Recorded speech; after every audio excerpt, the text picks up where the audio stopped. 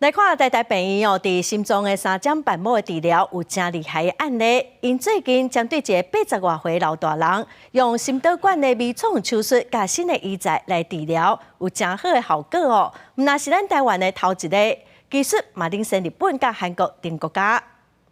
很好，再一个。医护人员送吉祥红仔，代表众生平安。82岁的周先生，进前因为严重的3尖瓣膜连气，合并正心衰竭，暗过高龄长辈拒绝接受传统的开心脏手术。好佳在经过评估，院方采用上新的因为性顶下腔静脉支架瓣膜抵抗术。目前手术了后40天，周先生心衰竭的症头已经大幅度改善。这往是全台湾头一个，并领先日韩。 这个国家使用这项新的技术成功的个案，现在好多了。以前你没走几步路就要停了。受理个案的台医疗团队表示，3尖瓣膜是正心房甲正心室中央的闸门，也是心脏重要的大门。若做欠损无齐全，轻中度大部分是无症头，毋过若是较严重会造成较会喘，也个会心寒水，合并黄痰，个会造成肝腰子衰竭。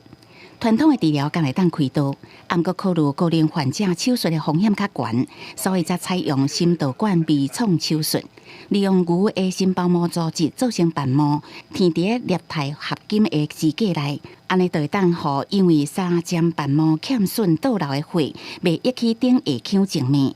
这种的手术唔那伤口细，手术的时间短，成功率嘛较悬。病人的这个活动力啊，和他的生活品质也会大幅的这个提升，啊，甚至会因为心衰竭而住院的这个比例会下降很多。医疗团队表示，这种的特殊医材已经伫欧洲上市，咱台湾是也未得到是有属的医疗器材许可证，所以先申请专案进口，而且因为也未纳入健保，病患爱自费，差不多是代票130万。记者综合报道。